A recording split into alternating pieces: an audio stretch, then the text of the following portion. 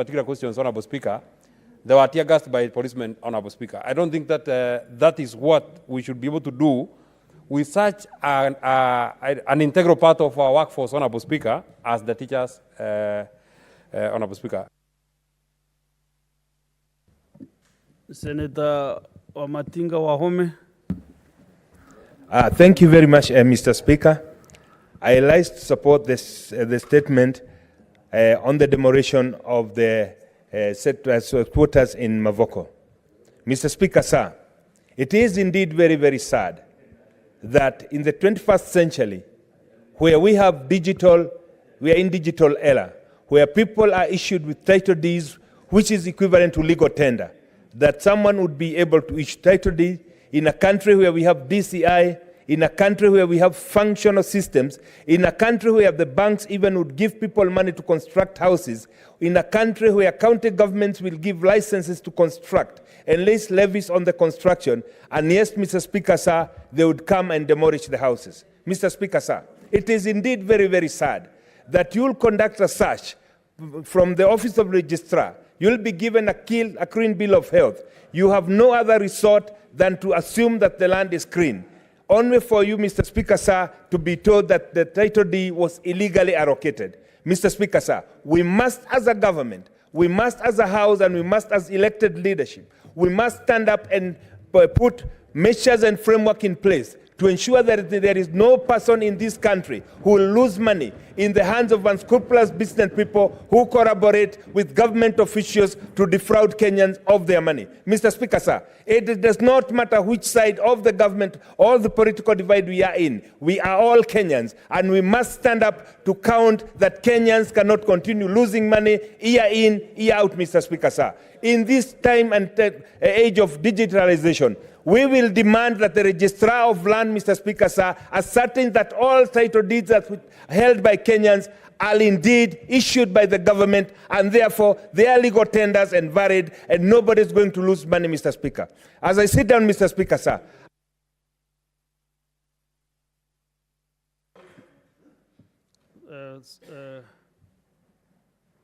Senator Joe Nyutu. Thank you, Mr. Speaker, for this opportunity. Mr. Speaker, I do not want to make much contribution about the statements sought relating to teachers and their welfare, Mr. Speaker, because by so doing, I could be prejudiced because we are supposed to deal with this matter at Education Committee. But, Mr. Speaker, let me say, relating to the statement sought by Senator Cheralgei, that it is evil, it's immoral, Mr. Speaker, for a teacher to be interdicted because they were not able to survive in a place that is prone to insecurity, Mr. Speaker. So I do not want to go into the nitty-gritties about the same because this will be explained at the committee level, Mr. Speaker, by TSC. But allow me to comment on the statement sought by Senator Hamida relating to evictions and demolitions in Machakos, Mr. Speaker. We all condemn any inhuman demolitions, Mr. Speaker. But then, as leaders, we must also take responsibility. The county governments are charged with the responsibility of approving building plans, Mr. Speaker. They should be going round through the necessary, the relevant departments and seeing the developments made, Mr. Speaker. It was very sad for me to see the governor for Machakos crying, Mr. Speaker. Well, this is the same person that was supposed to see that things were going wrong, even as these buildings were being put up. And these residents should have been advised, Mr. Speaker, by the county government of Machakos, that what was happening, that these land...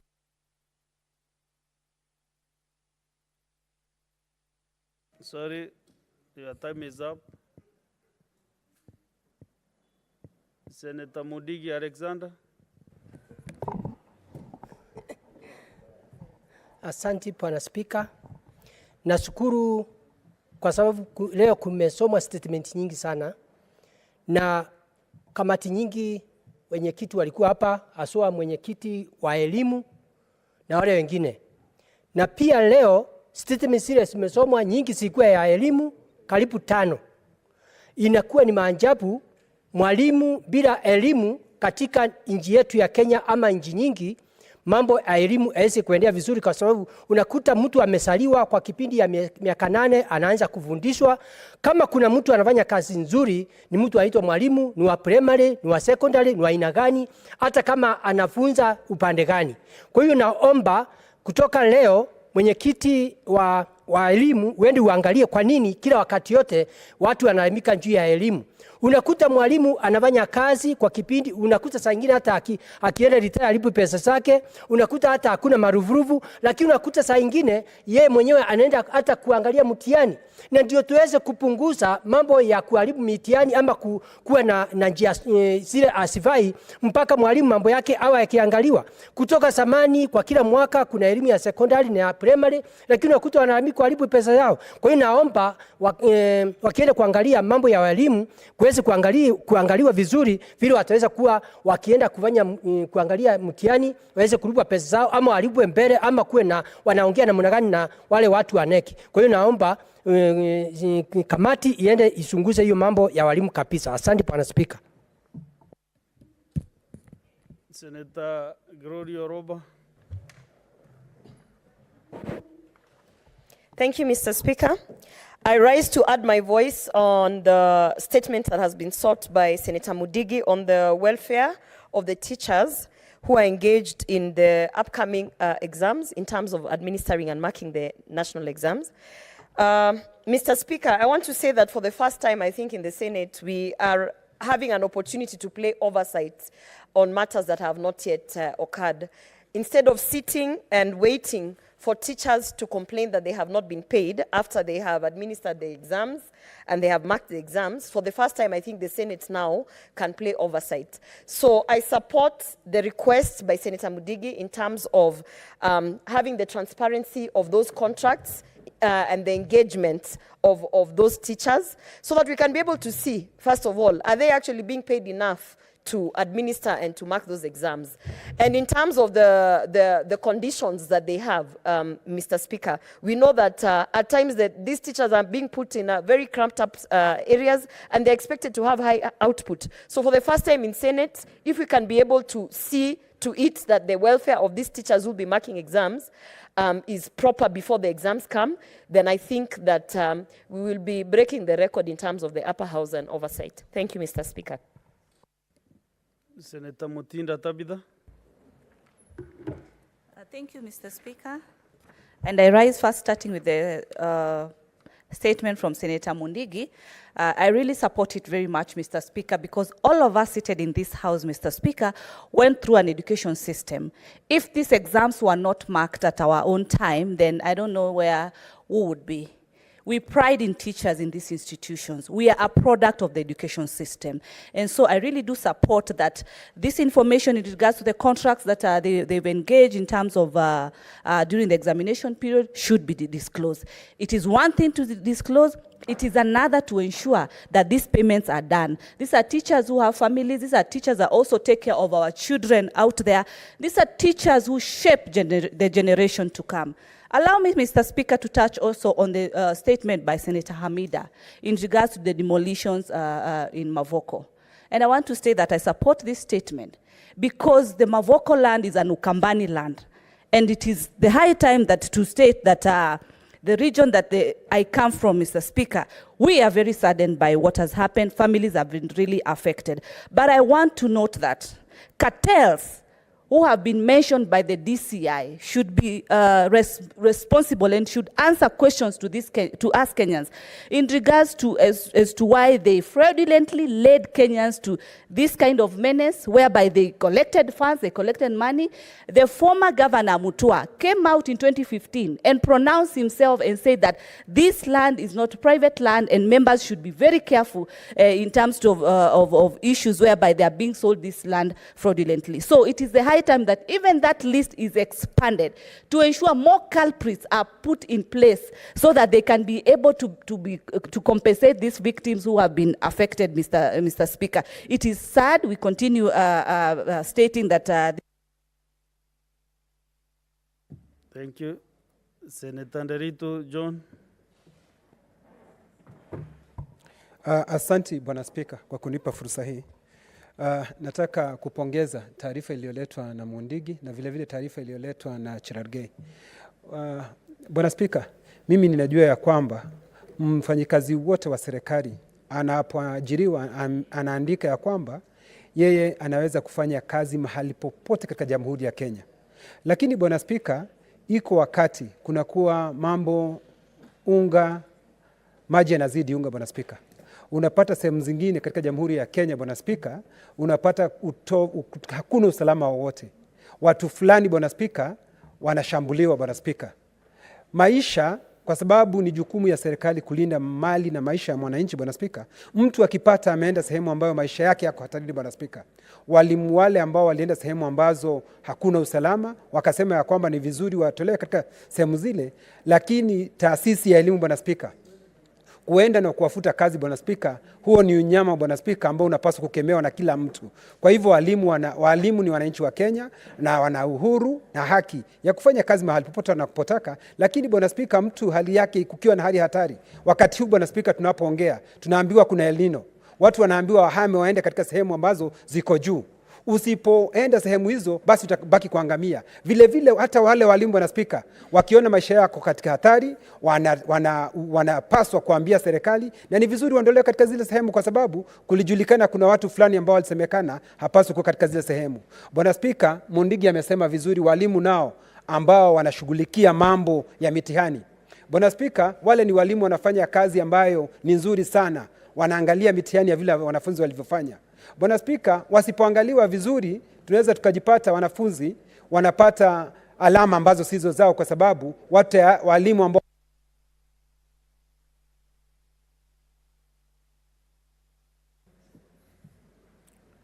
Okay. Next order.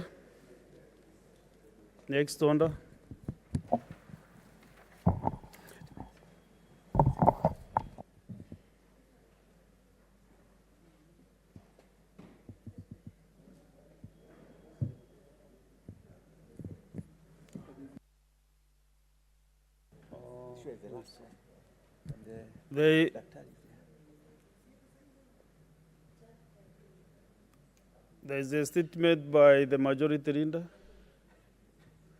majority whip.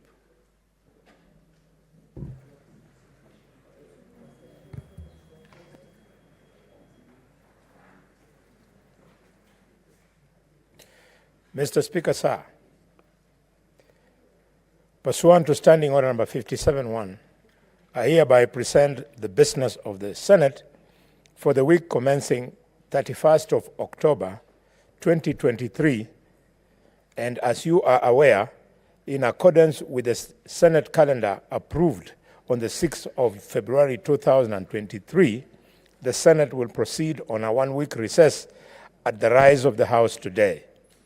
Regular sittings of the Senate will resume on Tuesday, 31st October 2023. Mr. Speaker, sir, during the sitting of the Senate held on 12th of October 2023, the Senate passed 5 bills, namely the Learners with Disability Bill, the Equalization Fund Administration Bill, the County Government's Additional Allocation Bill, the Digital Health and the Social Health Insurance Bill. And Mr. Speaker, I'm happy to report that the diligence and tireless effort in debating and ultimately passing these bills demonstrated your commitment to serving the best interests of our country. And Mr. Speaker, I have just come from a presidential function where he's given assent to these bills, and I'm glad to report, Mr. Speaker, to the House that the President has given high comments about the work of the members of this House and, of course, the the National Assembly as far as this bill is concerned. However, we still have a long way to go before the end of the session, as there are 29 bills that are pending conclusion. Of these, 23 bills are at the second reading, while 6 are at the committee of the whole stage. A number of these bills, Mr. Speaker, that are at the second reading stage were recently read as a first time. I take this opportunity to urge the respective standing committees to prioritize consideration of these bills and to table reports therein pursuant to the Standing Order number 148. I also urge the respective movers of the bills at the second reading stage to be available to the Chamber whenever they are scheduled in the order paper to prosecute them. For the Senate to conclude consideration of bills at the different stages said above, it is necessary for the requisite number of county delegations to be present in the House. I therefore urge the party whips to ensure that sufficient number of county delegations is achieved for division on bills to be undertaken when due. Mr. Speaker, sir, 18 motions are pending conclusion before the Senate and are accordingly scheduled by the Senate Business Committee in the program of the Senate business for each week. I urge the respective movers of these motions to be available in the chamber when motions are listed in the order paper so as to move them. With regard to petitions, the Senate has received 40 petitions. Out of these, 9 have been reported on by the respective standing committees. Pursuant to Standing Order number 238-2, 24 other petitions are due for reporting by the respective standing committees. The following, Mr. Speaker, is the schedule indicated in the standing committees that are yet to report on the said petitions. 1. Standing Committee on Agriculture, Livestock and Fisheries, 2 petitions. Standing Committee on Devolution and Intergovernmental Relations, 1 petition. Committee on Education, 2 petitions. Committee on Finance and Budget, 1 petition. Committee on Health, 1 petition. Committee on Legal Affairs, Justice and Human Rights, 1 petition. Committee on Labor and Social Welfare, 2 petitions. And the Standing Committee on Land, Environment and Natural Resources, 7 petitions. Committee on National Security, Defense and Foreign Affairs, 2 petitions. Standing Committee on Roads, Transportation and Housing, 4 petitions, and that on Trade, Industrialization and Tourism, 1 petition, giving a total of 24 petitions, Mr. Speaker. I urge the standing committees to redouble their efforts and conclude the petitions within the coming days and to take reports thereon as provided for in our standing orders. On the matter of statements, 218 statements are pending conclusion by respective standing committees. I urge the committee to expeditiously, Mr. Speaker, consider the statements before them and to table the reports pursuant to the standing orders. I also urge the committee chairpersons to make use of the Standing Order number 56-1 to update this House on the progress on respective statements or any other business that is before them. Mr. Speaker, sir, at the meeting of the Senate Business Committee held on the 17th of October 2023, the committee approved the next set of questions to be scheduled in the order paper for Wednesday, 1st of November 2023 during the morning sitting. You will note, Mr. Speaker, sir, that they are the same questions that had been scheduled for yesterday. The summary of the questions are as follows. 1. Question number 18 by Senator James Lamelen, MP, to the Office of the Prime Cabinet Secretary and Ministry of Foreign Affairs and Diaspora Affairs on the inaction of the Kenyan government to hasten the release of the Turkana pastorists arrested in Uganda. 2. Question number 19 by Senator George Mbugua, MP, to the Cabinet Secretary, Ministry of Health, concerning the accessibility of health facilities and services to persons with disabilities.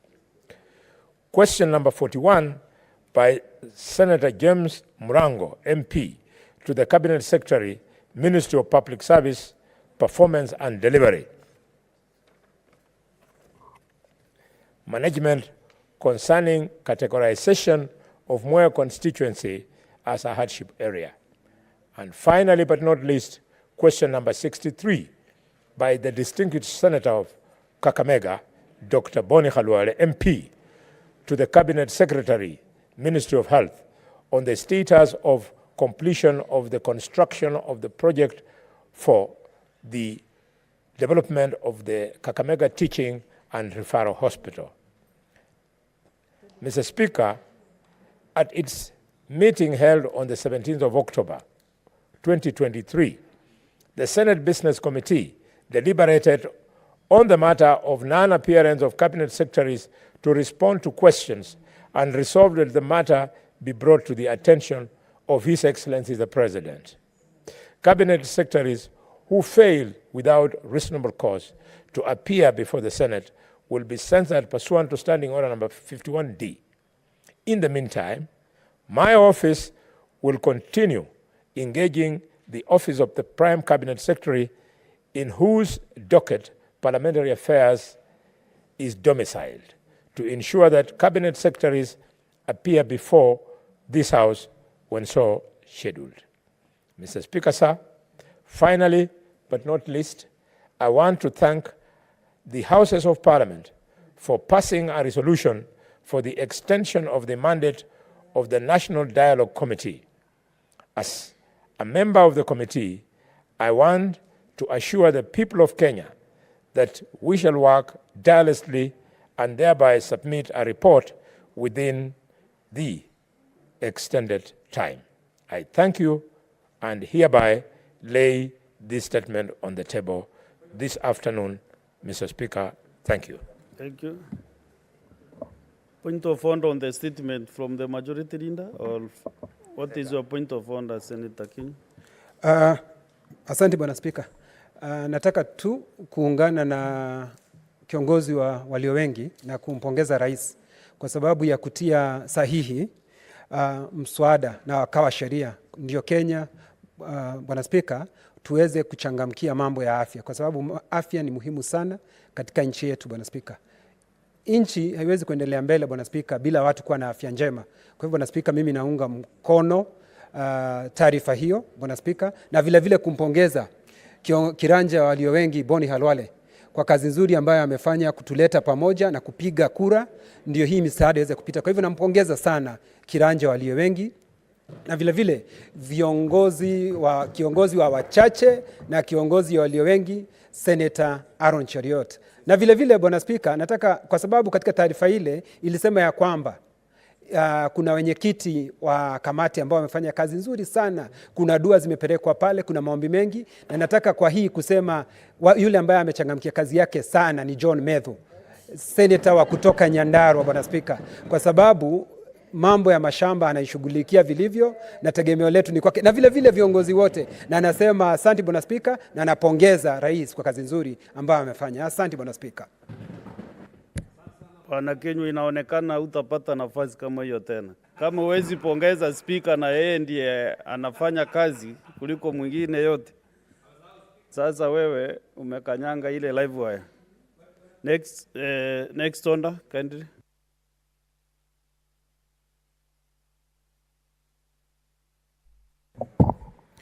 Order number 8, the County Assembly Services Amendment Bill, Senate Bills number 34 of 2023, first reading.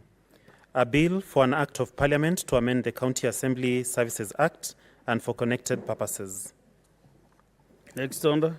Order number 9, the Real Estate Regulation Bill, Senate Bills number 35 of 2023, first reading. A bill for an act of parliament to provide for the regulation of the business of negotiating for or otherwise acting in relation to the selling, purchasing, or letting of land and buildings, regulation and registration of real estate agents, land companies, and developers, establishment of the real estate board, and for connected purposes. Next order. Order number 10, motion. Adoption of the report of the Standing Committee on Devolution and Intergovernmental Relations on the application for conferment of city status to the municipality of Eldoret. Thank you. On this motion, the debate was interrupted on Tuesday, 17th October 2023, and Senator Joe Nyotu, and a balance of 18 minutes. So if he is allowed, he can utilize his minutes, and if he is not, then I'll give any other senator wishing to contribute to the motion.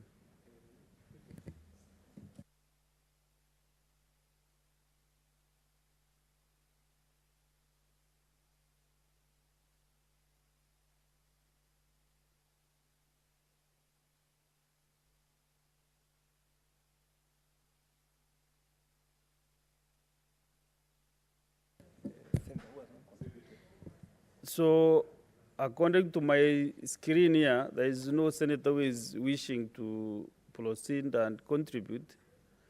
Therefore, and the mover is not around also as well. The chair, devolution. So we will go to the next order. So the mover, next time, the mover will be able to get the opportunity to reply. Next order.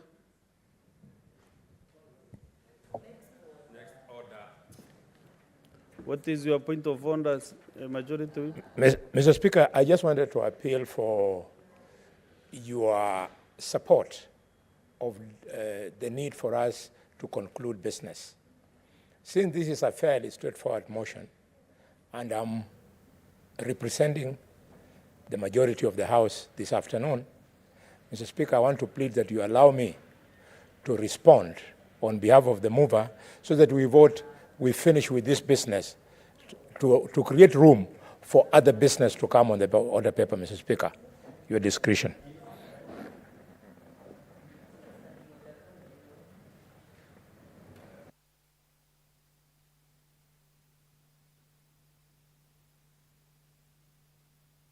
Yes. Senator Medu. Honorable Speaker, I have a lot of respect to my majority whip, who is our government whip. But I actually feel that, as it has been the custom here, Honorable Speaker, if the chair has not subrogated such powers to you to respond on his behalf, it will be unfair because Senator Abbas has been in this chamber as Honorable Speaker. And if he wanted any of us indeed to respond on his behalf,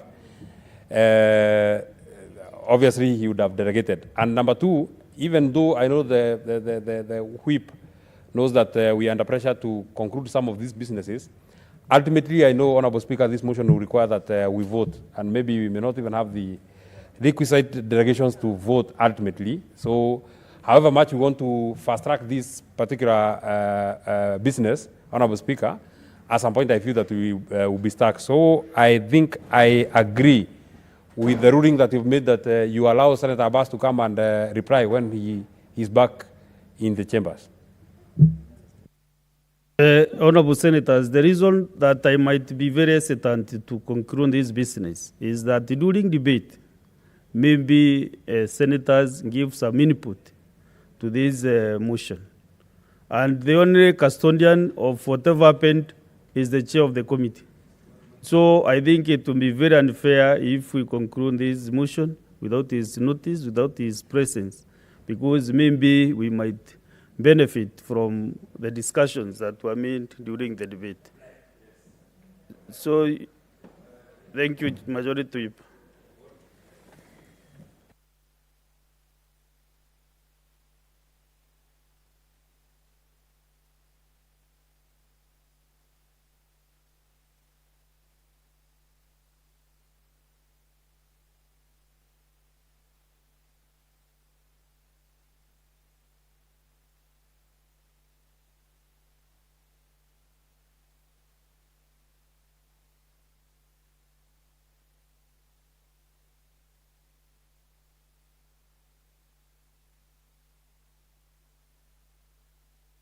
how do you want us to?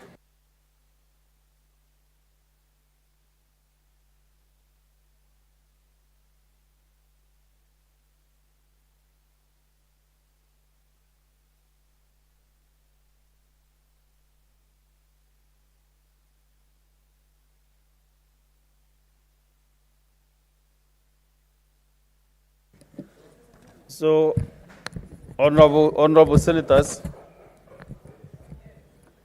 Senator Dr. Oburu. So, senators, I want to reorganize the business in the order paper from order number 11. We go to order number 19. Next order. Order number 19, the Care and Protection of Child Parents Bill, Senate Bills number 29 of 2023, second reading. Senator Milaj Abdulrahman.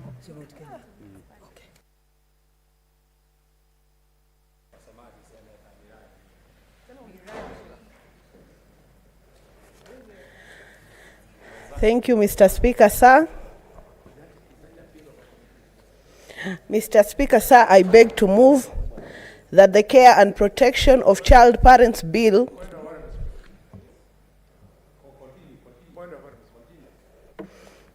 (2023) Senate Bills number 29 of 2023 be now read a second time.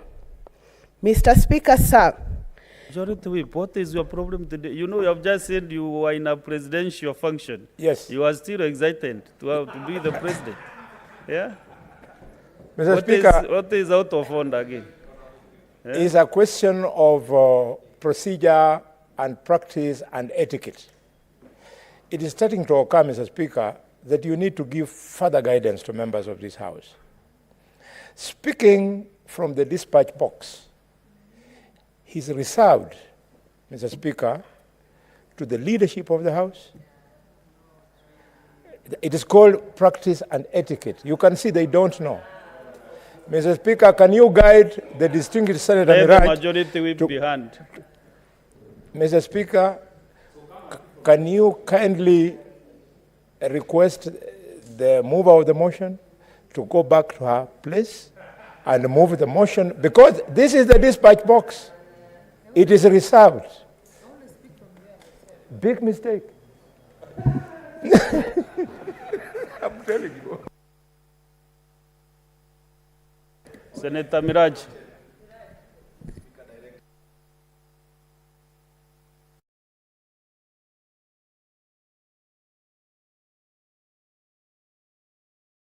That the Care and Protection of Child Parents Bill 2023, Senate Bills number 29 of 2023, be now read a second time. Mr. Speaker, sir, the principal objective of the bill is to provide a legal framework for the care and protection of child parents within the counties. Miraj, kindly, because you have almost 1 hour to speak to motion, let me first recognize the visitors and then you'll be uninterrupted for the time you want to speak. Honorable Senators, we have our visiting teachers and students from Mawingo Secondary School in Nyandarua County. Honorable Senators, in the public gallery, we have 41 students accompanied by 2 teachers from Mawingo Secondary School in Nyandarua County who are in the Senate on an education tour. Honorable Senators, in a usual tradition of receiving and welcoming visitors to Parliament, I extend a warm welcome to them and on behalf of the Senate and on my own behalf, wish them a fruitful visit. Thank you. Senator Medhu John, 2 minutes to welcome the visitors from Nyandarua County. Thank you very much, Honorable Speaker. Please allow me to use this dispatch that I have had today that is a preserve of the leadership in which I serve as a chairman of a committee. Honorable Speaker, I am very excited to welcome the students and teachers from Mawingu Secondary School in Kipipiri. Honorable Speaker, the students and teachers who are here hosted ourselves and the Deputy President on Saturday last week, Honorable Speaker. And I'm very excited that the biggest group of the students who are here, Honorable Speaker, are boys or young men from that particular school, which from next year, Honorable Speaker, will be a girls' school. So I'm very happy that the students who are here are, the last lot. They have had an opportunity of coming to the Senate so that they can be able to see how we transact our business. My only comment, Honorable Speaker, as I have always said, they should pay a lot of attention and put a lot of effort and hard work in their studies, Honorable Speaker. The reason why some of us got an opportunity of coming all the way to the Senate, Honorable Speaker, is because we got we paid some attention in our school work, Honorable Speaker. We were hardworking and we excelled in academics, Honorable Speaker. There is no other reason why most of us made it up here. So I wish them well as they go back. Those of the who are here that are doing the exams in a week or two, I give them my best wishes. Thank you very much. As they go back home, please pass my greetings, say hello to your parents, and thank them for voting for me, and ask them to vote for me again. Thank you very much. Thank you. Proceed, Miraj.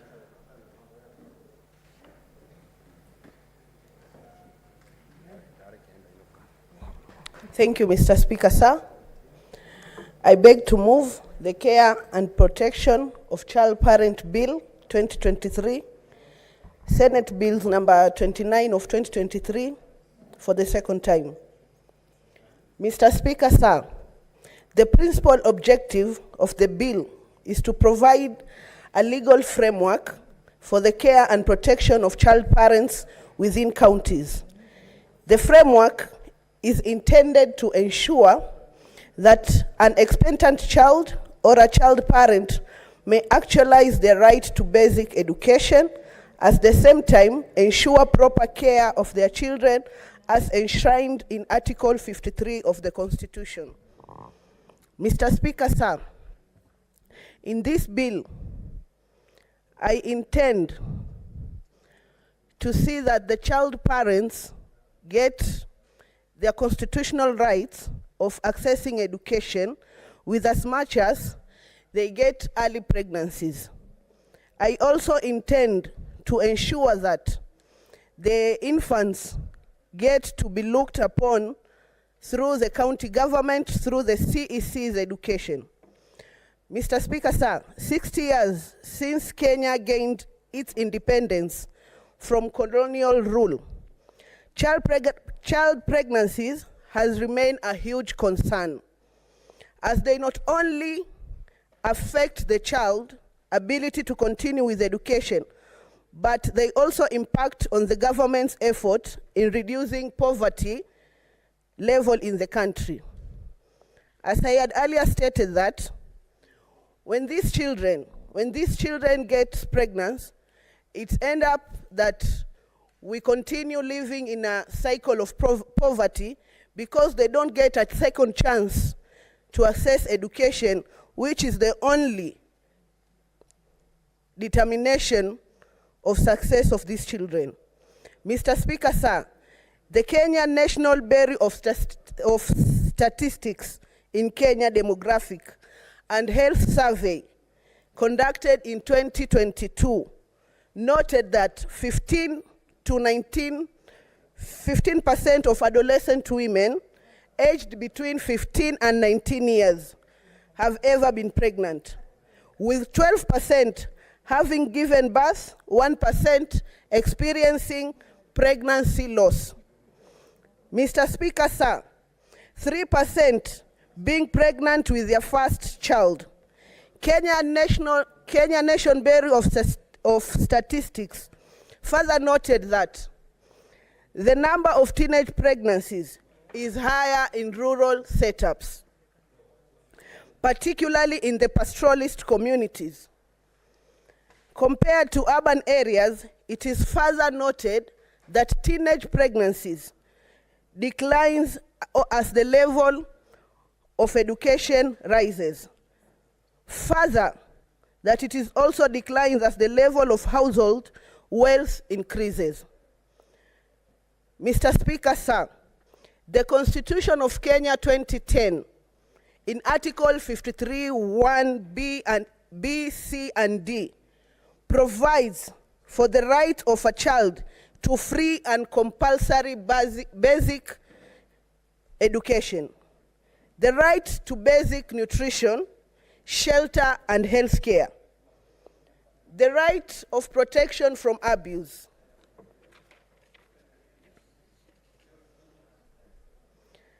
neglect, harmful cultural practices, all forms of violence, inhuman treatment, punishment, and hazardous of exploitative labor. Mr. Speaker, sir, Section 13 of the Children Act number 29 of 2022 reiterates the right of a child to basic education and mandates the Cabinet Secretary in charge of children matter, in consultations with the Cabinet Secretary in charge of education, to develop and implement policies for the realization by every child of the constitutional right to education. The Basic Education Act number 14 of 2013 provides that no child shall be denied admission to a public school. The above notwithstanding, children with fall pregnancy in school, especially those born in poor households, are likely to drop out of school so that they can fend for their children. This not only impacts on their right to education, but also exposes them to early marriages and exploitative labor practices as they seek to fend for themselves and their children. Mr. Speaker, sir,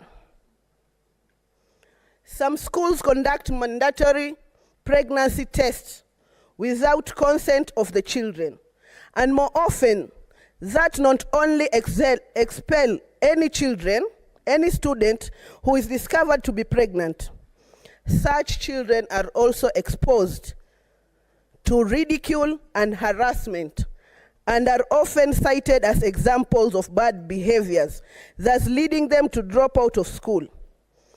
It is also difficult for children who have been pregnant before to be readmitted to the school or another school, as they are often shunned, with school administration fearing that admitting them will also be viewed as tolerating ill behavior from students, which they are afraid of spreading to other students even when their child is readmitted to school.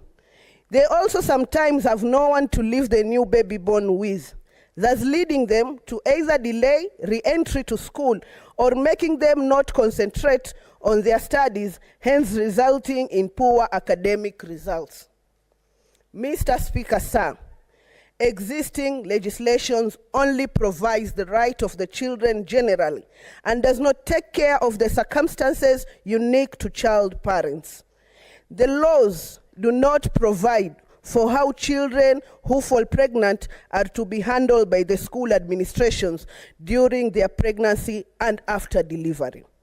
They also do not provide for ways of ensuring that once they have given birth, they are readmitted to school, and heavy support and access to child care facilities, particularly for those without anyone to take care of their newborn children while in school. There is also no law providing a framework for establishment, management, and inspection of child care facilities as to ensure that they are safe for children. Mr. Speaker, sir, there is therefore need to create framework to children in vulnerable households so as to ensure that they are able to complete their basic education and have better chance at having a better quality of life. Mr. Speaker, sir, this bill therefore seeks to provide a legal framework for the protection of rights set out under Article 53(1) C and D of the Constitution in relation to child parent. Through this, expectant child or child parent can realize their right to education and at the same time ensure the care and protection of this child. And C, of standards for the establishment and regulation of care centers for child parents by county governments. Mr. Speaker, sir, clauses 4, 5, and 6 of the bill provide the obligation of the national and county governments with respect to preventing pregnant children and child parents from dropping out of schools, as well as social assistance to such children. The two levels of government are expected to collaborate in coming up with programs for social services and child care support, as well as policies reducing school dropout rates in the area. Mr. Speaker, sir, Clause 7 of the bill for preparation of management plans by the school administrations which are aimed towards reduction of dropout rates, as well as prescribing how pregnant children and child parents will be handled within the school. Mr. Speaker, sir, Clause 8 of the bill provides the right of pregnant and parenting students, including the right to continue with their studies for as long as they are medically capable of being in school. The right to be readmitted to schools and upon delivery and weaning of the baby, and the right to access adequate prenatal and antenatal health care and counseling services. Mr. Speaker, sir, Clause 9 of the bill provides the role of county governments in reducing dropout rates, as well as ensuring that those who have dropped out are able to be readmitted to schools, and the vulnerable children who are likely to drop out of schools are catered for so that they remain in school. Mr. Speaker, sir, Clause 10 of the bill provides for school principals' role in managing teenage pregnancies in the schools. The principal is expected to inform the child's parent once there is suspicion that the child may be pregnant. Mr. Speaker, sir, Clause 11 provides for medical examination to confirm that the child is pregnant. The child cannot be compelled to undergo medical examinations, and the principal may decline to inform the child's parents of the pregnancy in case they are in danger to the child. Mr. Speaker, sir, Madam Speaker, Clause 12 and 13 provide for the pregnant child's right to receive pre- and postnatal health care and information, as well as the right to receive counseling and support services. Mr. Speaker, sir, Clause 14 provides for confidentiality when handling the case of any child who is found pregnant within the school. Madam Speaker, Clause 15 provides where the persons responsible for the pregnancy is an adult, the school principal should disclose the same to the county director of education, the council of the nearest police station. If the person is a teacher, an additional report is to be made to the Teachers Service Commission. Madam Speaker, Clause 16 provides for readmission of the child to the school once she has given birth. When the baby, she is to be readmitted at the same level she was prior to giving birth. Madam Speaker, Clause 17 provides that the school should not discriminate against the pregnant child while she is in school on account of being pregnant or having given birth. Madam Speaker, Clause 18 requires parents of pregnant children and of child parents to continue with their parental obligations support to their child. Madam Speaker, Clause 19 provides for the school obligation to counsel the child, readmit the child once the child is born and weaned, to continue supporting the child so that they continue with their education. Madam Speaker, Clause 19 provides for the school's obligation to counsel the child, readmit the child once the child is born, and continue to support the child so that they can continue with their education. Madam Speaker, Clause 20 makes it an offense for the school administration to refuse to readmit a child once they have given birth. Upon convictions, the school principal, every member of the school administration may be fined to up to cash 500,000 Kenya shillings or jailed for 6 months or both. Madam Speaker, Clause 21 provides for establishment of child care centers in or within the vicinity of an institution of basic education. These may be established by county government or by person licensed to provide child care services. Madam Speaker, Clause 22 provides that the child care services provided are for the benefit of the children less than 3 years old, whose parents are children who are being readmitted to school, or other children whose parents have no one to take care for the child. Madam Speaker, Clause 23 provides for the requirement of a child care center, including its accessibility, affordability, ability to give adequate supervision to the children, and availability of qualified personnel to cater for the children. Madam Speaker, Clauses 24 and 24 to 33 provides for licensing of child care centers by counties. Counties are also required to enact legislation to guide the licensing process within the county. It also prescribes how services should be rendered in the child care centers and how the centers are to be managed.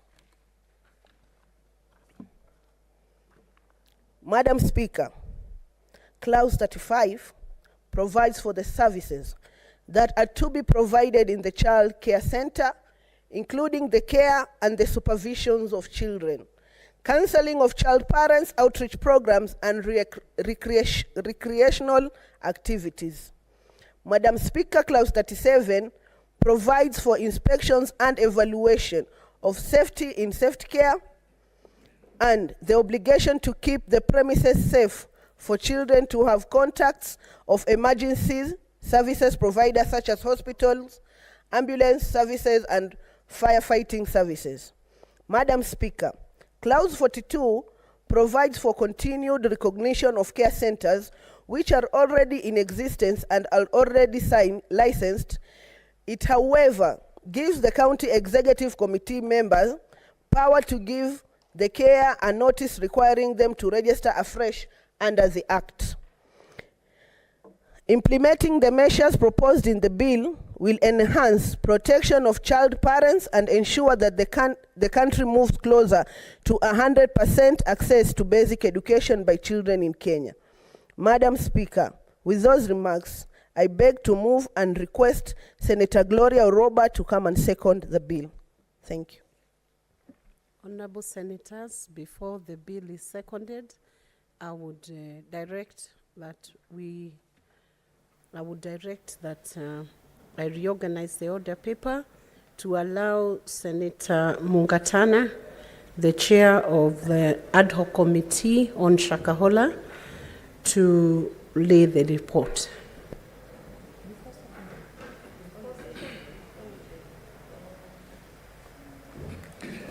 Thank you, Madam Speaker. Madam Speaker, I beg to lay the following report on the table of the Senate today, the 19th October 2023.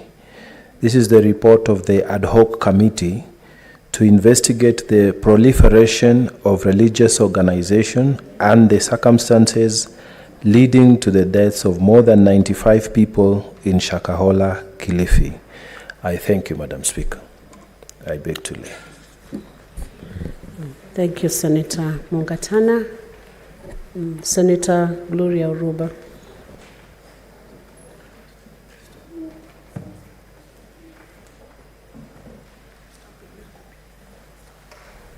Thank Thank you, Madam Speaker. I stand to second the bill by Senator Miraj on the protection of child parents. Madam Speaker, before I even add my voice on this, perhaps for purposes of definition, a child parent is any parent who's under the age of 18 years. And we know that in this country, we are dealing with a lot of teenage pregnancies. We are dealing with a lot of injustices, particularly on our girls who are under the age of 18 years. And these injustices sometimes lead to pregnancies and the situation that now we are talking about child parents and teenage girls. Madam Speaker, I am really happy to actually second this bill, because for a long time we've been talking about teenage pregnancies and how to end teenage pregnancies. But while we are dealing with the issues of how to end teenage pregnancies, we are not addressing the issues of what is happening to these children who are pregnant. First of all, it is public knowledge that most of our institutions, actually I think all our public schools and private schools, the moment a girl becomes pregnant, it becomes an issue of having to request them or to send them out of school. Madam Speaker, over the weekend, last week, I actually came from a region in Kilifi County called Marafa, where the rate of teenage pregnancies is alarming, where we have a lot of girls who, because of several issues, including sexual abuse, are becoming pregnant. Madam Speaker, the first thing that happens is that they are kicked out of schools.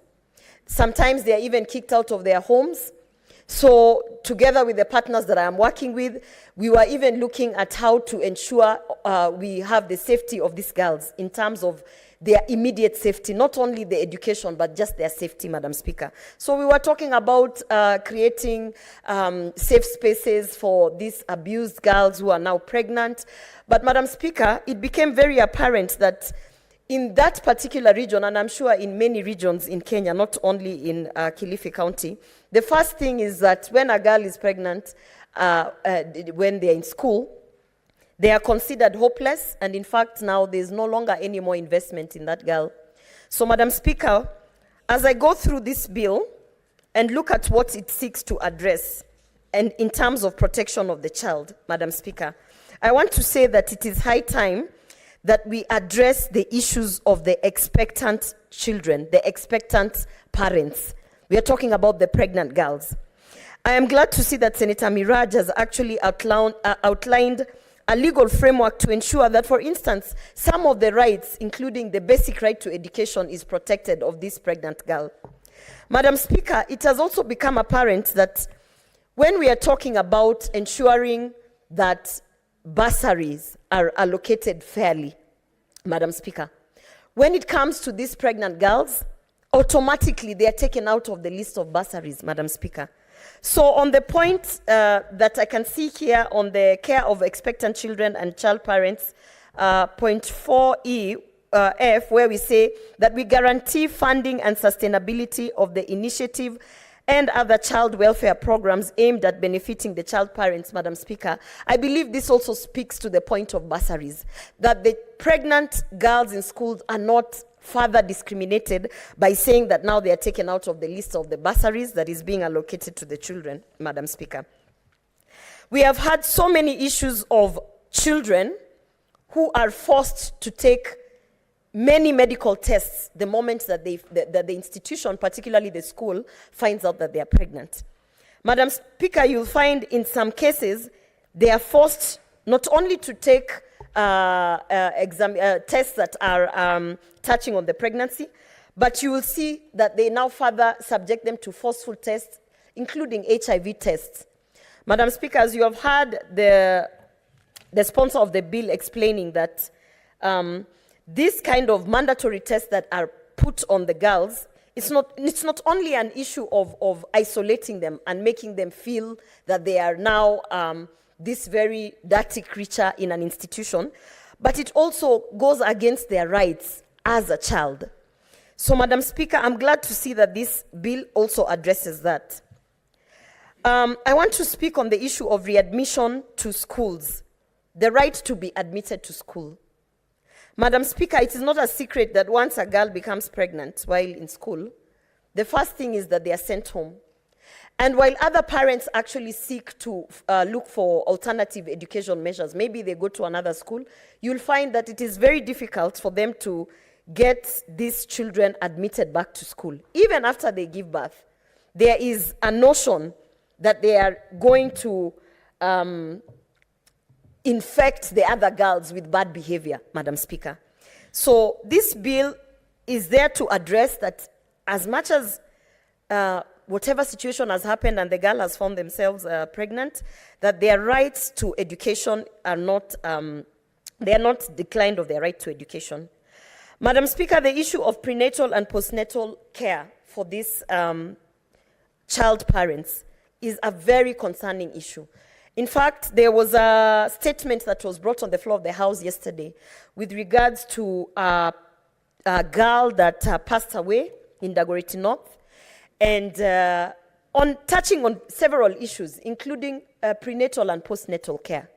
The negligence that we see in terms of making sure that these child parents don't even have that access to these facilities. So I'm glad to see that this is one of the things, this is one of the things that the bill is setting to cure, to ensure that whether this pregnant girl is under the age of 18, they are able to have access to prenatal and postnatal care and the information that they require. Madam Speaker, we have guidelines and policies that speak on the readmission to schools and actually the care that our county governments and national governments should give to child parents. But what we are lacking is the actual regulations, the actual proper law that will now be able to be exercised so that we don't have certain injustices that are already happening to these girls who, most of them are not pregnant because of choice, but are pregnant because of sexual abuse. They are pregnant because some of them went out to, for instance, look for ways and means to get, for instance, sanitary pads, and then they found themselves pregnant. It is just an issue of discrimination after discrimination and injustices after injustices, and then they find themselves in a situation where they require that as legislators, we stand up and push for legislation that is going to protect them, Madam Speaker. As I second this bill, I want to highlight the fact that when we speak of child parents, we are only talking of girls most of the times. But, Madam Speaker, sometimes the teenage pregnancies are as a result of what, in your legal sense, you call Romeo and Juliet, as a result of boyfriend, girlfriend, both underage. The boy is underage, the girl is underage, and the girl finds herself pregnant. We don't normally talk of the boy child in this instance, but there are many situations where even the boy child is castigated and sent away from the community, from that particular school, from that particular institution. So I think this is also a reminder that is why we are not calling it a teenage girls bill. We are calling it child parents, because child parents exist in girls and child parents exist in boys as well. So therefore, this bill is not only to protect the girl child, but this bill is also there to protect the boy child in the event that both the girl and the boy happen to be under the age of 18, and therefore their rights should be protected. The right to education, the right to health care, the right to proper information, the right to being able to continue with their lives as a child, but with the understanding that they are now parents. Madam Speaker, I want to highlight a section where we are proposing that the county governments actually look into the issue of the care of children within a care center. Madam Speaker, once the teenage girl or the child parent has delivered that child, and we put expectations for this parent to go back to school, to be able to pursue their dreams just as they would have pursued their dreams had they not become pregnant. The question is, what happens to the child? Because it is known that once you give birth, then as a parent now, you are expected to breastfeed for 6 months or more. You are expected to be a caregiver of another child. So as we are saying that you have the right to admission back to an institution, to an education institution, we also want to bring in the county governments and the national government to look into the issue of the care centers. Madam Speaker, let me highlight part 4, and that is 32 of this bill, where it states that in delivering childcare services under this act, a licensee shall ensure that there is established a system for sharing with parents information on matters that may affect the children cared for in the center. Sorry, maybe let me just back that up a little bit. Establishment of care centers. That is part 4 of the bill, 21. A county government may establish and maintain such care centers as it may consider necessary for the care of children of not more than 3 years of age. A county government may, for the purposes of subsection 1, establish care centers in or within the vicinity of an institution of basic education and training in order to ensure access to such facilities by a child parent. What we are saying is that these care centers that have been existing, sometimes they require that the parent produces the ID, which, as you know, for a child parent, they will not be able to produce an ID, an identification card. So therefore, it becomes difficult for a child parent to be able to take their child now to that particular care center. And what we are saying for this bill is that some of those regulations that are there in the care centers should be able to reflect the fact that we have child parents who might not have identification cards, and so therefore their children are denied the access to that care center. So, Madam Speaker, because we want these child parents to go back to school and we want them to continue to pursue the dreams that they have, we are saying that the establishment of these care centers that are already in existence and some that will come up should be able to reflect the fact that they are accommodating the existence of child parents.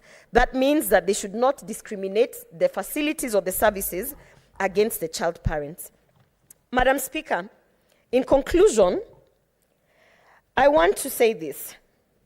In my short stay in Marafa, an area that is in Kilifi County, where we went to look into the issue of teenage pregnancies and HIV prevalence on teenage pregnancies and young mothers, I noted that there was a lack of understanding from the institutions that are supposed to guide and ensure that our child parents are protected. For instance, Madam Speaker, on the issue of establishing whether the pregnant girl was actually sexually abused or if it was a case of Romeo and Juliet, you find that the hostility that the child parent, especially the girl, receives, the teenage girl receives, is so high that they just choose not to give information, Madam Speaker.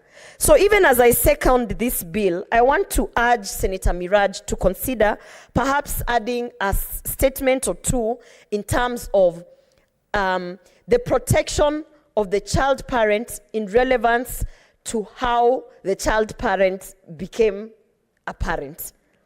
What I mean to say is, I think it would be proper, not only for purposes of documentation, but for purposes of ensuring that we are not further stigmatizing victims of sexual abuse who happen to be child parents. I think it would be proper that we add not only the issue of the establishment of care centers by county government, but what about the psychosocial support of the teenage girls who are actually pregnant because they have been abused, because they have actually gone through very, let me say, a hostile environment that actually has not been able, the teenage girl has not been able to even give a documentation of how they found themselves in that situation.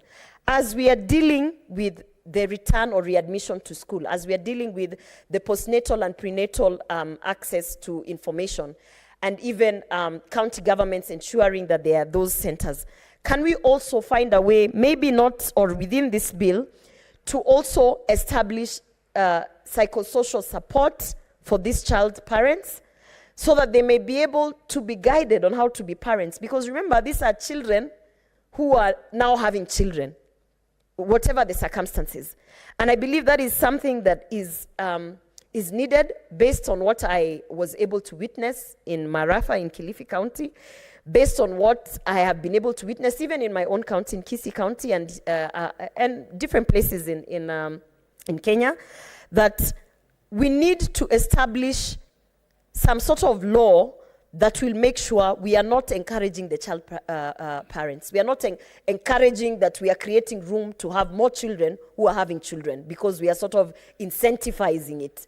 The idea of this bill is not to promote teenage pregnancies. The idea of this bill is to understand that we have a lot of teenage pregnancies, and we have a lot of children who are now parents. So what do we do about that as we are trying to mitigate to ensure that we bring an end to teenage pregnancies?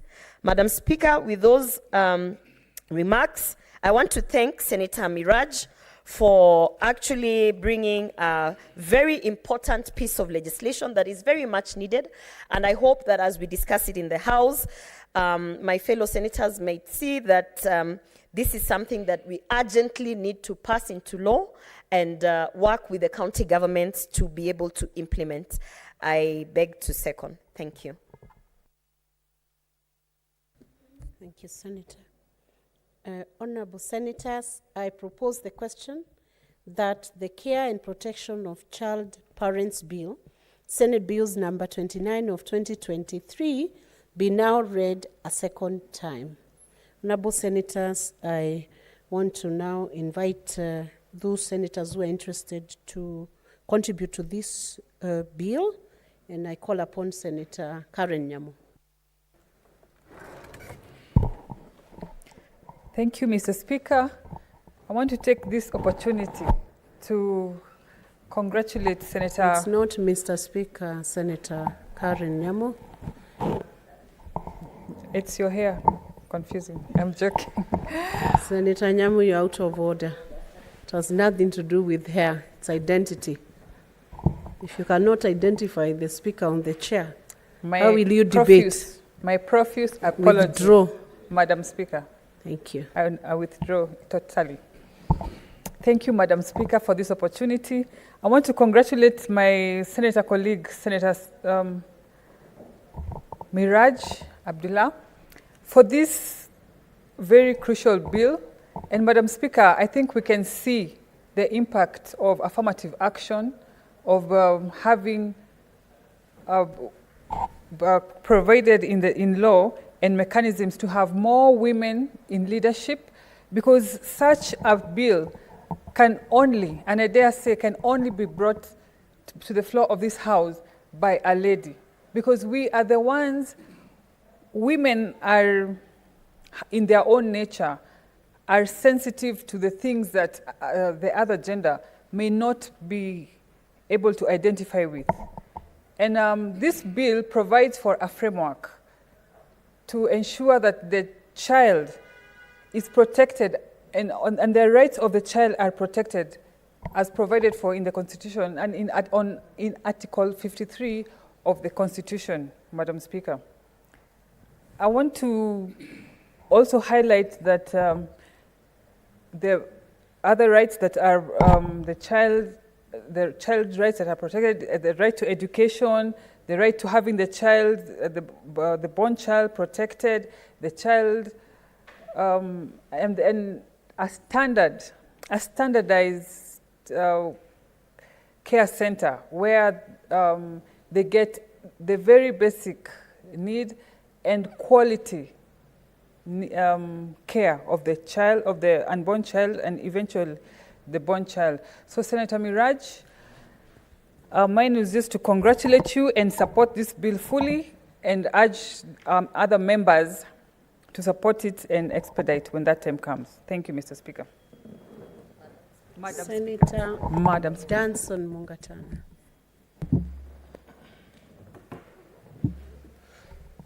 Asante sana Bi Speaker kwa kunipa nafasi na mimi niongee kuhusu mswada huu ulioletwa na Mheshimiwa Senator wa Mombasa County nominated Senator Madam Miraj. Mama Speaker, mswada huu ambao unaongea kuhusu haki na kuchunga watoto ambao wanapata mimba ama wanatunga mimba wakiwa bado wanaenda shule, wakiwa bado ni wa miaka michache ama midogo, watoto ambao wanapata mimba kuzaa watoto wenzao. Hii sheria ambao tunataka kuitunga kwa seneti hii, Mama Speaker, ni sheria kubwa sana na ni ya maana sana. Mama Speaker, Tana River County tuko na shida kwa sababu sisi ambao tunafanya kazi ya sheria na pale makotini unakutana na hizi dhulma za watoto wadogo ambao wanapachikwa mamimba katika hali ya kutatanisha sana, na ili hali wao bado ni watoto wa kwenda shuleni. Madam Speaker, unakuta ya kwamba mtoto ambaye anapachikwa mimba katika kaunti yangu, kuna mazungumzo ambayo wazazi wanajaribu kuingia ili kufanya maslaha ama kujaribu kumaliza yale maneno kinyumbani. Sisi ambao tumeenda kotini mara nyingi tunaona dhulma kwa ajili watoto hawa ambao wamedhulumiwa, tena kuna tabia ya kujaribu kuyamaliza haya maneno kinyumbani, ambao sasa unapata msichana mdogo tayari ameshapachikwa mimba, shuleni ametoka na maisha yake yashaharibika, kisha kuna mazungumzo ambayo yanafanywa ili watu wajaribu kujiokoa.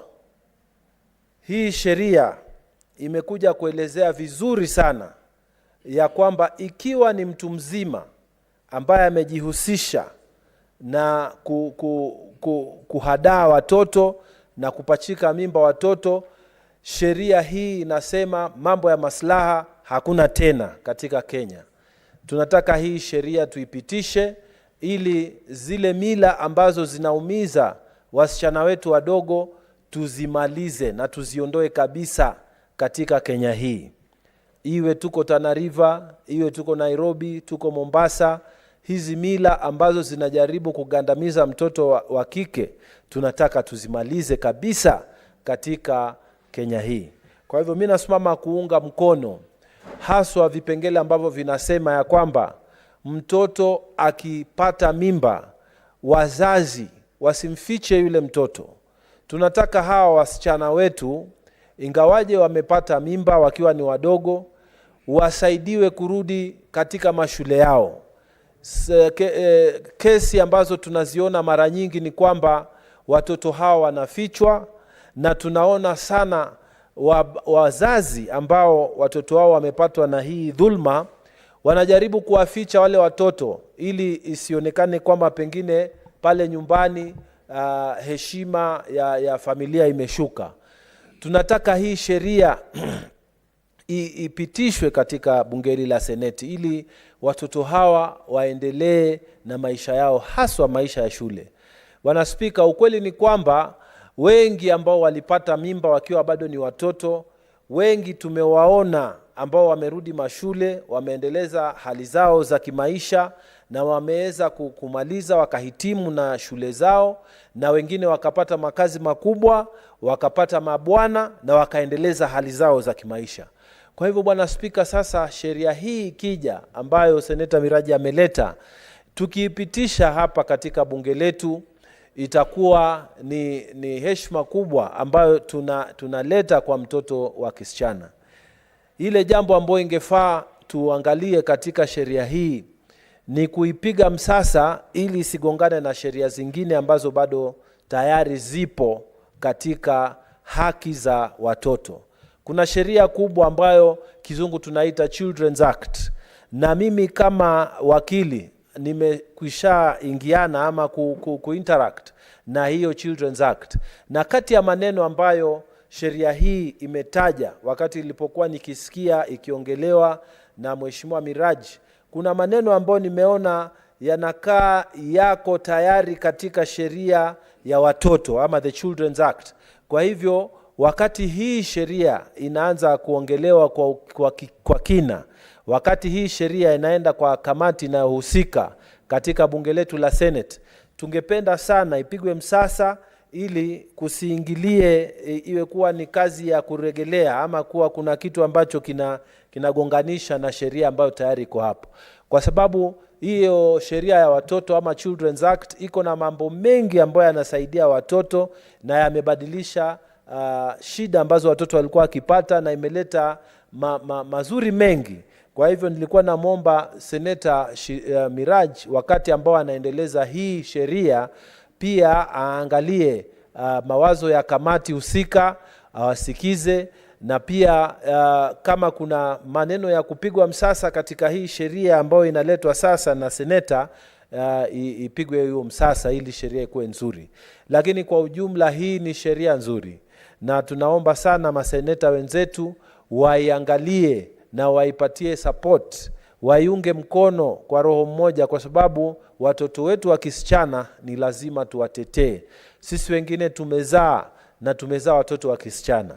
Leo wako nyumbani, kesho hatujui itakuwa namna gani. Leo wako nyumbani, wakienda mashule hatujui kunakuwa namna gani. Ndio tunawafundisha, ndio tunawaambia, lakini majambazi pia wako huko nje. Tunataka sheria hii na kuwekwe sheria kali zaidi ya kuchunga watoto wetu wa kisichana, kwa sababu hao ndio maisha yetu ya mbele. Kwa hayo mengi nataka kuunga mkono mswada huu, na pia kumwambia Seneta Miraj kongole kwa kazi amefanya, na tunaomba hii sheria tuipatie kuungaji mkono wa hali ya juu. Asante Bi Speaker. Thank you very much. Senator Danson Mungatana. Sure.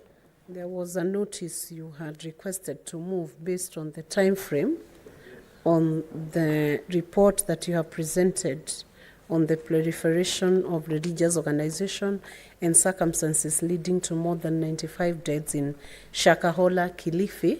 Are you ready to move it? I direct the clerk to reorganize the order paper and allow the notice of motion to be given. Thank you, Madam Speaker. Madam Speaker,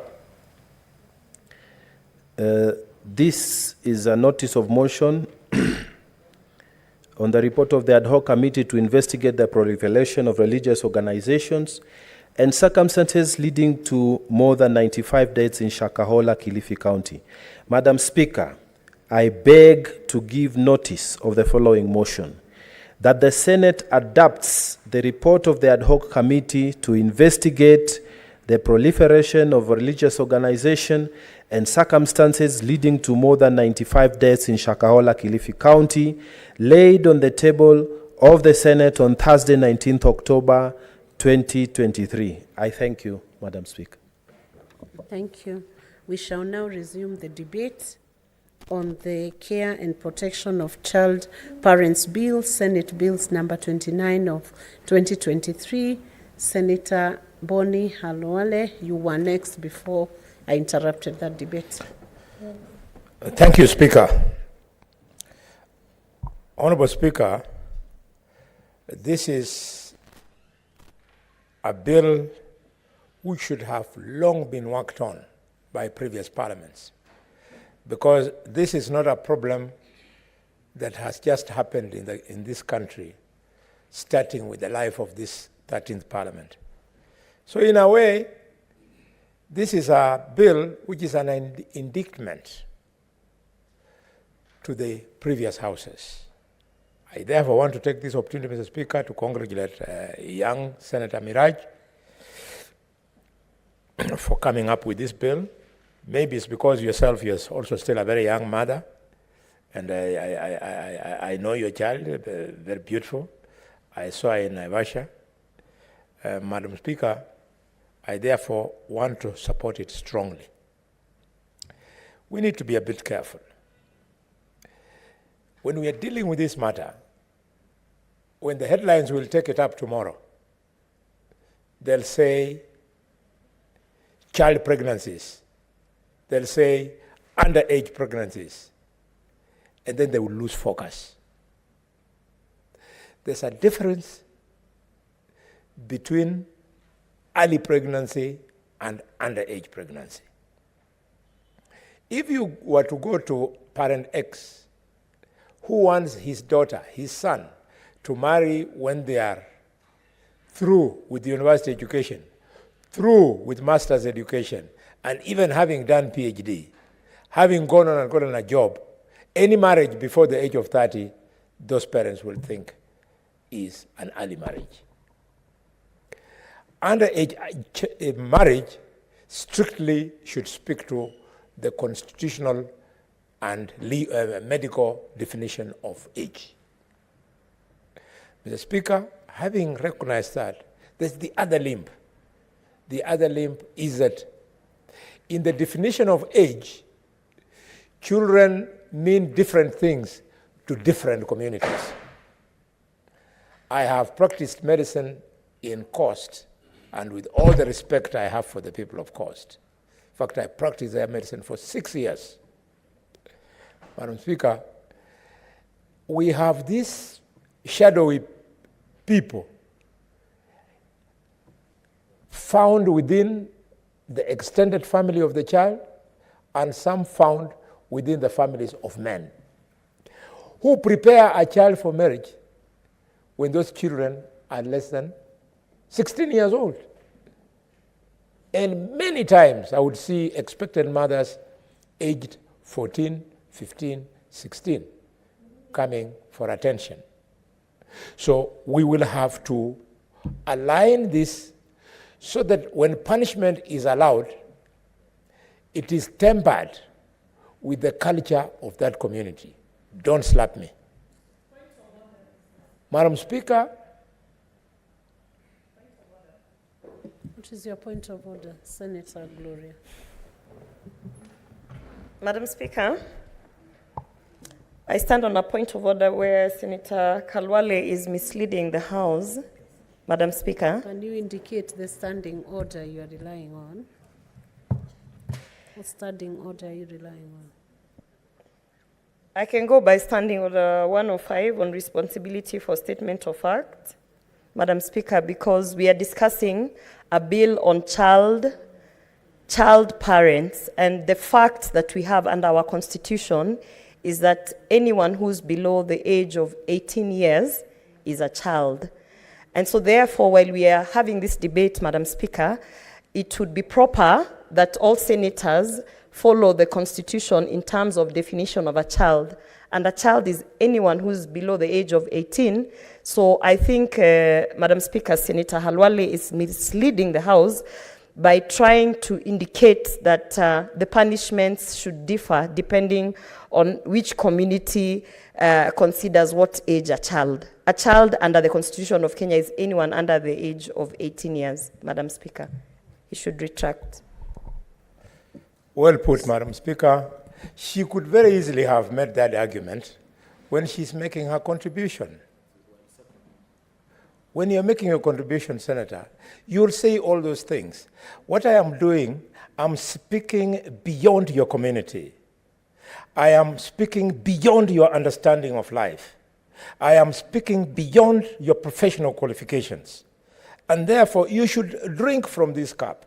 This is reality. We have pastorates who have no idea when you... Madam Speaker. Senator Gloria, can you allow Senator Yes, Brown to finish you'll have the your response? time. You'll have your time. Thank Allow you. him to Thank finish you. the response. Madam Speaker, for the comfort of this house, so that no one thinks I'm supporting this motion in the realm of theory, my classmate of Musingu High School, Form 1 to Form 4, his firstborn son in Form 2, came and befriended my brother's child in Malinya. Not incest, they are not related, they are from different subclans. And this girl in Malinya was in class 8, 17 years old. And she conceived, Madam Speaker. These things are very complex. And because you are a lawyer, you know where I am going. So, the teacher complained. The parents went and settled at home that they don't want a contest, Madam Speaker. And, Madam Speaker, the parents agreed so that it doesn't look like this burden has been left to the family of the girl who had conceived. They brought the girl in the family of the boy. Meanwhile, the boy had been arrested. So the case went on, and the girl came and gave evidence that I am living with the parents of this boy. Do you know what happened? The boy was jailed for 15 years. He's serving. Meanwhile, the girl has crossed 18. She's now struggling in the parents' home, not knowing what to do. So this bill should be so imaginative. We specifically say, where the boy has taken some measure of degree of responsibility, how far can the punishment go? This is what is confusing me and making me want that we think long and hard over this bill. Madam Speaker, the issue of culture, I believe in culture 100%. I thank God that I don't come from a culture where we support child marriages. But, Mr. Speaker, when you are in this house, this is a house of equity. We represent the interests of the people who voted for us in Kakamega, and always remember that there are people beyond the boundaries of Kakamega who would also appreciate if we added our voice to their concern. It would be nice during public participation to see what the pastoralists will say. They're not going to force us. Madam Speaker, the issue of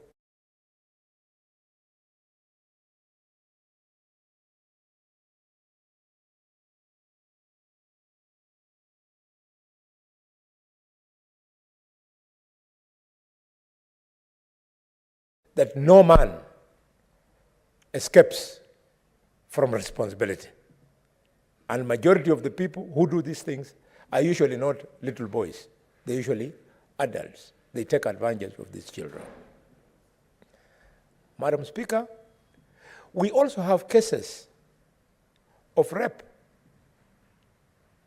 We have in this law to see how we define now the two offenses. He has raped, he has made the girl pregnant. Is it enough for us just to say, okay, the guy raped, we have thrown him into jail and leave the responsibility with the parents?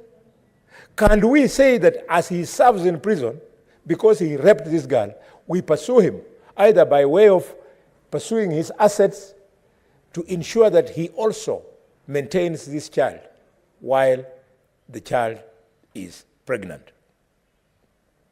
Madam Speaker. Use your gadget properly, Senator Miraj. Madam Speaker, as we pursue these people, Hold on, Senator Boni. Yes. Is your equipment working? Yeah. Naomba tu nimjulishe Senator Boni ya kwamba watoto tunaowazungumzia sio wale. Do you understand how the procedure of the House is? I beg to inform. Senator Boni Halwale, would you wish to be informed by Senator Miraj? Resume your seat, Senator Miraj. I know that the information she wants to give me, she will give me when she's responding to the bill. Yes, so she has ample time to reply. When you are replying, you'll comment to all these things we are saying. So proceed. And Madam Speaker, we are trying to help so that the law becomes better. I think it is wrong when the law then allows a criminal who raped the girl, probably sometimes the employer of this girl, because some people also employ underage girls. Then the guy, he has left a family sitting pretty, he's serving in prison, his children with the family he has are attending school, and this child has nobody to support. These are the people who must be pursued so that their wealth or whatever it is they have can be used to help this girl to stay, to continue with education. Now, on the aspect of children being allowed to enjoy learning when they are pregnant. Again, it is a very thin line. Do you allow expectant mothers to be in the same boarding school with girls who are not pregnant? It's a thin line. Madam Speaker, we want to say that we must put in legislation that a girl who is pregnant must be allowed to come back to school only after she has delivered. But to expect a girl who is expectant to sit side by side. Senator Gloria. I stand on a point of order 105, still on statement. Senator Halwale is speaking outside of the existing constitution. All children are not allowed. All children have the right to education, Madam Speaker. So it is misleading to then now say they should be allowed, it's not an issue of being allowed. Under our constitution, anyone who's under the age of 18 years is a child and they have a right to education, Madam Speaker. Senator Gloria, resume your seat. I gave a direction before in this House as a chair that a senator has the freedom and is open to debate whatever he wishes to debate without interference of the flow of their thought. Senator Gloria, can you heed to what the chair is giving direction on? Senator Gloria, we gave that direction that a senator has the freedom and the liberty and the discretion to keep their line of thought. Because if you understand the procedures of this House, eventually this bill will be voted by all the senators. If a contribution from a senator is not part of the bill, unless it's introduced by way of an amendment, it will never find its way into this bill. There are many avenues for ensuring that any debate that does not meet the expected legal standard can still be put outside the making of that bill. With that, I will allow Senator Boni Halwale to continue with his contribution towards this bill. Madam Chair, I want to congratulate you and thank you for your balanced ruling. This reminds me, Madam Speaker, the words of the people of the English language, who normally tell us that ignorance is bliss. Madam Speaker, I was speaking to the thin line, and indeed it is very thin. What do you do with this girl who is pregnant? Society wants her, the family wants her, us legislators want her to complete her education. But the principal of the school, you are now asking her to take care of a pregnant mother in the school. Would you be fair to the principal of Mukumu Girls High School that you give her extra duties of providing, beyond providing education, she should also provide antenatal care? This is why my proposal would be, in the unfortunate event that a child has conceived, let the child be relieved for the months she's expecting. Thereafter, Madam Speaker, she's free to come back to her school. What is your point of order, Senator Hamida? Speaker, I'm standing on a point of the order 41. 41. There's no quorum. 51. No, 41. Let her use the standing order she intends to I'm use. using the standing order 41, Madam Speaker, that there's no quorum. So unfortunately, Madam Speaker, I think we need to defer. Yes. Thank you.